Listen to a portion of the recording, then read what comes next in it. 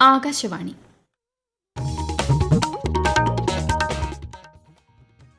നമസ്കാരം. പ്രത്യേക വാർത്താ ബുള്ളറ്റിൻ വായിക്കുന്നത് കൃഷ്ണ പ്രകൃതി.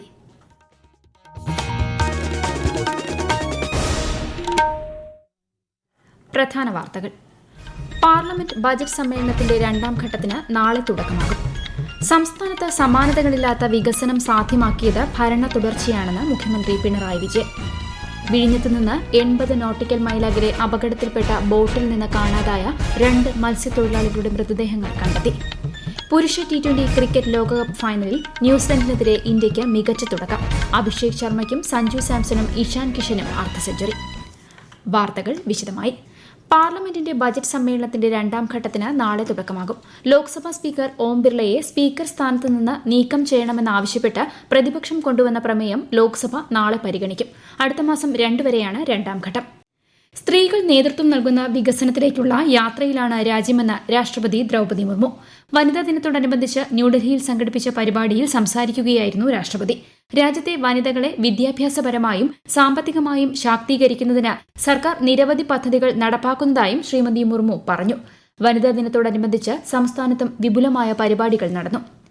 2.5 വയസ്സിൽ പോളിയോ ബാധിച്ച് ഇടതുകാൽ തളർന്ന് വീൽ ചെയറിലായ തൃശൂർ സ്വദേശിയായ മുൻ അധ്യാപിക രത്നം നിരവധി പേർക്ക് പ്രചോദനമാണ്. 68-ാം വയസ്സിലും വിശ്രമമില്ലാതെ ക്യാൻസർ ബാധിതരായ സ്ത്രീകൾക്ക് ആത്മവിശ്വാസം പകരുകയാണ് രത്നം. ആകാശവാണി തൃശൂർ ജില്ലാ പ്രതിനിധി ഭരിത പ്രതാപ് തയ്യാറാക്കിയ റിപ്പോർട്ട്. ക്യാൻസർ ബാധിച്ച് മാറിടങ്ങൾ നീക്കം ചെയ്യേണ്ടി വന്നവർക്കായി ചുരുങ്ങിയ ചെലവിൽ കൃത്രിമ മാറിടങ്ങൾ നിർമ്മിച്ചു നൽകുകയാണ് രത്നം ടീച്ചർ. സ്പോഞ്ചിൽ തയ്യാറാക്കുന്ന കൃത്രിമ ബ്രാകളും കൃത്രിമ മാറിടങ്ങളും മൂലം പലർക്കും അലർജി പോലുള്ള ബുദ്ധിമുട്ടുകൾ നേരിടാറുണ്ട്. ഇതിന് പ്രതിവിധിയാണ് രത്നം ടീച്ചർ സിന്തറ്റിക് കോട്ടണിൽ നെയ്തെടുക്കുന്ന മാറിടങ്ങൾ. സിന്തറ്റിക് കോട്ടൺ നൂലിൽ സ്തനരൂപം കൈകൊണ്ട് തുന്നിയ ശേഷം പഞ്ഞിക്ക് സമാനമായ സിന്തറ്റിക് കോട്ടൺ നിറച്ചാണ് നിർമ്മാണം. ഒരെണ്ണം നിർമ്മിച്ചെടുക്കുന്നതിന് 3-4 ദിവസം സമയമെടുക്കും. 1500 രൂപ വരെയാണ് ഇതിന്റെ വില വരുന്നത്. എന്നാൽ സാമ്പത്തികമായി പിന്നോക്കം നിൽക്കുന്നവർക്ക് സൌജന്യമായും ടീച്ചർ നൽകുന്നതാണ്. അന്താരാഷ്ട്ര വനിതാ ദിനത്തോടനുബന്ധിച്ച് കേരളത്തിലെ വിവിധ മേഖലകളിൽ നിന്നുള്ള വനിതകളെ ആദരിച്ച് BJP. തിരുവനന്തപുരം മാരാർജി ഭവനിൽ നടന്ന ചടങ്ങിൽ വനിതാ പ്രവർത്തകരെയും വനിതാ ജീവനക്കാരെയും പാർട്ടി സംസ്ഥാന അധ്യക്ഷൻ രാജീവ് ചന്ദ്രശേഖർ ആദരിച്ചു. വിദ്യാഭ്യാസം, നൈപുണ്യം, സർവകലാശാല ടൌൺഷിപ്പുകൾ എന്നിവ സംബന്ധിച്ച ബജറ്റാനന്തര വെബിനാറിനെ പ്രധാനമന്ത്രി നരേന്ദ്രമോദി നാളെ വെർച്വലായി അഭിസംബോധന ചെയ്യും. വിദ്യാഭ്യാസവും നൈപുണ്യവും, ആരോഗ്യം, ആയുഷ്, വിനോദസഞ്ചാരം ഉൾപ്പെടെയുള്ള വിഷയങ്ങളിൽ സെഷനുകൾ ഉണ്ടായിരിക്കും. വിദ്യാഭ്യാസം, നൈപുണ്യം, ആനിമേഷൻ, ഗെയിമിംഗ് എന്നിവ ശക്തിപ്പെടുത്തുന്നതിനായി കേന്ദ്ര ബജറ്റിൽ പ്രഖ്യാപിച്ച പ്രധാന സംരംഭങ്ങളെക്കുറിച്ച് വെബിനാർ ചർച്ച ചെയ്യും. രാഷ്ട്രപതിയുടെ പശ്ചിമബംഗാൾ സന്ദർശനത്തിനിടെ പ്രോട്ടോകോൾ ലംഘനം ഉണ്ടായ സംഭവത്തെ അപലപിച്ച് BJP. രാഷ്ട്രപതിയുടെ പരിപാടിയുടെ വേദി മാറ്റിയതിനെയും BJP മുതിർന്ന നേതാവ് രവിശങ്കർ പ്രസാദ് വിമർശിച്ചു. മുഖ്യ തിരഞ്ഞെടുപ്പ് കമ്മീഷണർ ഗ്യാനേഷ് കുമാർ കൊൽക്കത്തയിലെത്തി. തിരഞ്ഞെടുപ്പ് കമ്മീഷണർമാരായ സുഖ്ബീർ സിംഗ് സന്ധു, വിവേക് ജോഷി എന്നിവർ അദ്ദേഹത്തോടൊപ്പമുണ്ട്. പശ്ചിമബംഗാളിലെ നിയമസഭാ തിരഞ്ഞെടുപ്പ് ഒരുക്കങ്ങൾ സംഘം അവലോകനം ചെയ്യും. കേരളത്തിൽ ഈ വർഷം ജനുവരി 1-ന് 18 വയസ്സ് പൂർത്തിയായിട്ടും തീവ്ര വോട്ടർ പട്ടിക പരിഷ്കരണ സമയത്ത് പേര് ചേർക്കാൻ സാധിക്കാത്തവർക്ക് പട്ടികയിൽ പേര് ചേർക്കാൻ അവസരം. voters.eci.gov.in എന്ന വെബ്സൈറ്റിലൂടെയോ ECI നെറ്റ് മൊബൈൽ ആപ്ലിക്കേഷൻ വഴിയോ ബൂത്ത് തല ഓഫീസർ വഴിയോ അപേക്ഷിക്കാം. നാമനിർദ്ദേശ പത്രിക സമർപ്പിക്കാനുള്ള അവസാന തീയതി വരെയാണ് പേര് ചേർക്കാൻ അവസരം. സംസ്ഥാനത്ത് സമാനതകളില്ലാത്ത വികസനം സാധ്യമാക്കിയത് ഭരണ തുടർച്ചയാണെന്ന് മുഖ്യമന്ത്രി പിണറായി വിജയൻ. തിരുവനന്തപുരം മുടവൻമുകളിൽ സത്യൻ നഗർ മുടവൻമുകൾ പാലം ഉദ്ഘാടനം ചെയ്യുകയായിരുന്നു അദ്ദേഹം. ഭരണ തുടർച്ച വന്നതോടെ പല വലിയ വികസന പദ്ധതികളും പൂർത്തിയാക്കാൻ സാധിച്ചതായും മുഖ്യമന്ത്രി പറഞ്ഞു. ഈ വാർത്തകൾ ആകാശവാണിയിൽ നിന്ന്. ആകാശവാണി വാർത്തകളും വാർത്താധിഷ്ഠിത പരിപാടികളും all India radio news Thiruvananthapuram YouTube ചാനലിലും all India radio news Thiruvananthapuram Facebook പേജിലും AR News_ തിരുവനന്തപുരം ഇൻസ്റ്റഗ്രാം അക്കൌണ്ടിലും AR News_TVM X ഹാൻഡിലും ലഭ്യമാണ്. പശ്ചിമേഷ്യൻ സംഘർഷത്തെ തുടർന്ന് ഗൾഫ് മേഖലയിൽ നിന്ന് 52,000-ലധികം ഇന്ത്യൻ പൌരന്മാരെ സുരക്ഷിതമായി തിരികെ എത്തിച്ചതായി വിദേശകാര്യ മന്ത്രാലയം. 32,000 പേർ ഇന്ത്യൻ വിമാനങ്ങളിലും ബാക്കിയുള്ളവർ വിദേശ വിമാനങ്ങളിലുമാണ് എത്തിയത്. പശ്ചിമേഷ്യയിലെയും ഗൾഫ് മേഖലയിലെയും സംഭവ വികാസങ്ങൾ ഇന്ത്യ നിരന്തരം നിരീക്ഷിച്ചു വരികയാണെന്നും മന്ത്രാലയം അറിയിച്ചു. അതേസമയം പശ്ചിമേഷ്യയിലെ സാഹചര്യം കണക്കിലെടുത്ത് നാളെ മുതൽ ബുധനാഴ്ച വരെയുള്ള 12ാം ക്ലാസ് പരീക്ഷകൾ CBSE മാറ്റിവെച്ചു. പുതിയ തീയതി പിന്നീട് പ്രഖ്യാപിക്കും. പശ്ചിമേഷ്യയിലെ സംഘർഷസ്ഥിതി കണക്കിലെടുത്ത് ഈ മാസം 10 മുതൽ 18 വരെ 78 അധിക വിമാന സർവീസുകൾ നടത്തുമെന്ന് എയർ ഇന്ത്യ. ഡൽഹിയിൽ നിന്ന് New York, London, Frankfurt, Paris, Amsterdam, Zurich, Colombo, Male എന്നിവിടങ്ങളിലേക്കാണ് അധിക സർവീസ്. മുംബൈയിൽ നിന്ന് ലണ്ടനിലേക്കും വിമാന സർവീസ് ഉണ്ടാകും. പുരുഷ T20 ക്രിക്കറ്റ് ലോകകപ്പ് ഫൈനലിൽ ന്യൂസിലൻഡിനെതിരെ ഇന്ത്യയ്ക്ക് മികച്ച തുടക്കം. ടോസ് നേടിയ ന്യൂസിലൻഡ് ബൌളിംഗ് തിരഞ്ഞെടുക്കുകയായിരുന്നു. ഇന്ത്യയ്ക്ക് വേണ്ടി അഭിഷേക് ശർമ്മയും സഞ്ജു സാംസണും ഇഷാൻ കിഷനും അർദ്ധ സെഞ്ചുറി നേടി. ഒടുവിൽ വിവരം ലഭിക്കുമ്പോൾ ഇന്ത്യ 19 ഓവറിൽ 5 വിക്കറ്റ് നഷ്ടത്തിൽ 241 റൺ എടുത്തിട്ടുണ്ട്. കിരീടം നേടിയാൽ 3 തവണ T20 ലോകകപ്പ് നേടിയ ആദ്യ ടീമായി ഇന്ത്യ മാറും. കൊട്ടാരക്കര രവിനഗറിൽ സജ്ജമാകുന്ന 80 കോടി രൂപയുടെ IT പാർക്കിന്റെ നിർമ്മാണ ഉദ്ഘാടനം നാളെ മുഖ്യമന്ത്രി പിണറായി വിജയൻ നിർവഹിക്കും. 10 നിലകളിലായി 1.47 ലക്ഷം ചതുരശ്ര അടി വിസ്തീർണത്തിലാണ് IT പാർക്ക് നിർമ്മിക്കുന്നത്.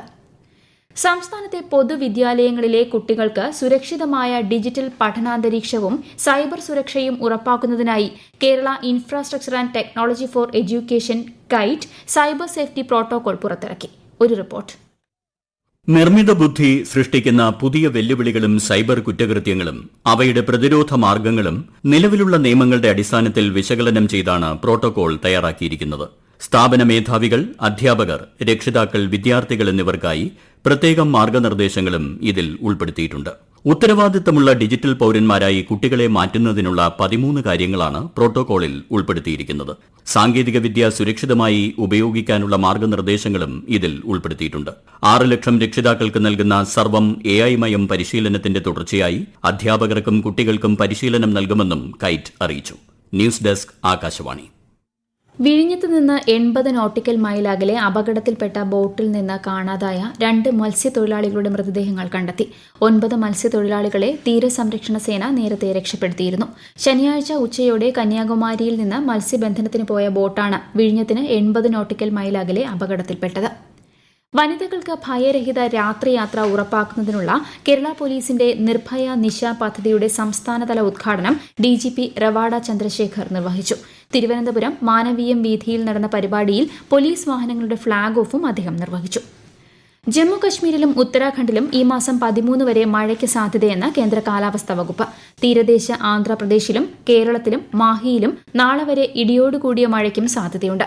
സമാന കാലാവസ്ഥയായിരിക്കും അടുത്ത 4 ദിവസങ്ങളിൽ പശ്ചിമബംഗാളിലും സിക്കിമിലും അനുഭവപ്പെടുക. വികസിത് ഭാരത് യുവ കണക്ട് പരിപാടിയുടെ 2ാം ഘട്ടത്തിന് നാളെ ന്യൂഡൽഹിയിൽ തുടക്കമാകും.